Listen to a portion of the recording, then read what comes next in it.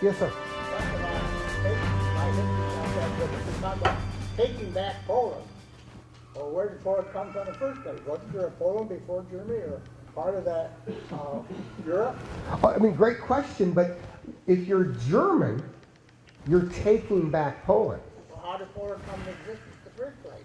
Have you got some history on that, George? Well, part of it, we know that Poland comes and goes at least 4 times in Yeah. the 1600s. Okay. And we know that many of the areas in Poland have 2 names. Danzig is Gdansk, right? Now, after World War II. Yeah, after World War II. The dual names, and they have significant populations of German people living there. So East Prussia, you have this divided area. Remember, East Prussia, Prussia, and this big division, So these people have existed there. These were ethnically mixed areas.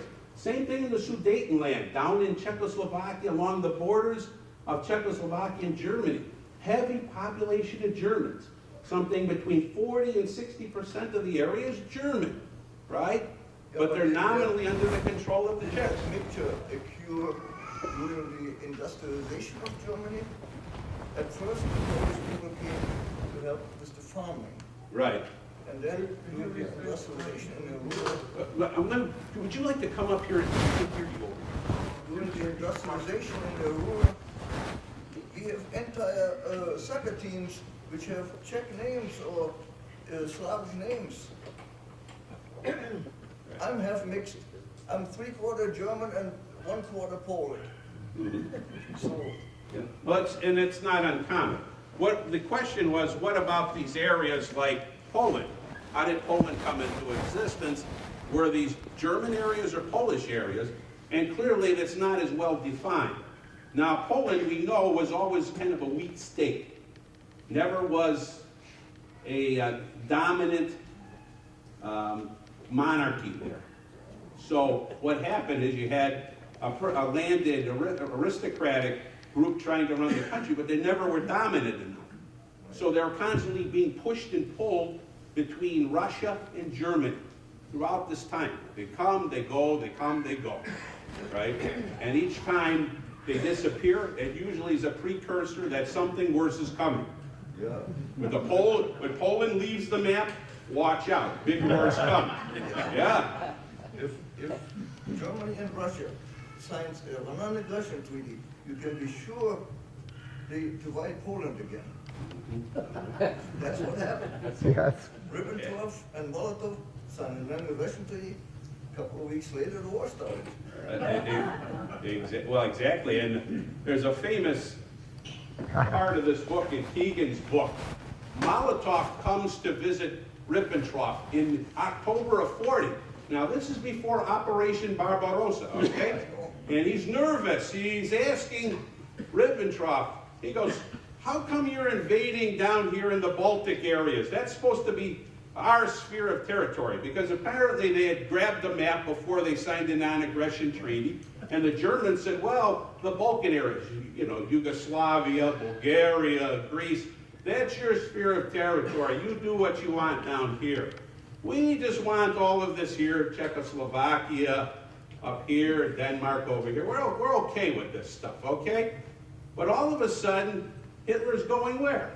1940, Romania, Hungary, and all these countries are flipping, right? As soon as the Germans arrive, they capitulate, and they capitulate, and the next thing, what happens? Next thing you know, Bulgaria, Romania, Hungary are joining the Nazis, right? And Ribbentrop is looking at him and says to Molotov, guess what? Just join up with us, the British will quit. Well, where is he telling him this? He's in a bunker underground, and the British are bombing the hell out of him. And Molotov looks at him and he says, you're winning the war against Britain? With an inquisitive look, you know? Yes, go ahead, sir. Another question that puzzles me about Switzerland. Switzerland's neutral, and I'm not aware of Germany invading Switzerland. Did they? No, not to my knowledge at all. Did they invade Switzerland? Did they have a lot of money, or is it just too mountainous, or not enough natural resources, or why didn't they just take it over? I mean, didn't they take over Spain? Yeah, the question is, Supposed to be neutral. why Switzerland? They were neutral. Why were they just left alone? What was the disposition of Switzerland? The big businesses. And that's really true. When you're looking for answers to questions, and I'm always telling students this, look for self-interest. What was the German self-interest in invading A versus B? There really was not a self-interest invading Switzerland. Switzerland, of course, was really the global bank. So to invade Switzerland, you really put into danger the idea of your entire economy and the global economy. So what is to be gained and what's to be lost? And Switzerland, as we learned long afterwards, became somewhat of a willing partner for Nazi assets. And I think Mr. Maniatis has a comment he'd like to make. Well, Use my. one of the interesting things that if you don't have the book, pick up the book by Keegan. One of the most frustrating meetings Hitler ever had was with Marshal Pétain and General Franco. In 1940, he's trying to horse trade with them so they will join him in his efforts. Franco outrightly rejects it. In fact, he's outright insolent to him. Hitler's taken aback because he thinks he owes him a favor. He's been providing Franco with all kinds of military aid, technical support, etc. What happens? He feels like he's got one coming. He doesn't get it. And then Pétain is almost a joke. He looks him in the face just like the proper French gentleman. He says, yes, I understand, mein Führer, but I don't know how this would work for us. And Hitler just gets enraged because he feels like he's a doofus, doesn't have any brain. So he throws his hands up and he comes back home and he says to his staff, this has been the most exasperating 2 days. I don't know what to do.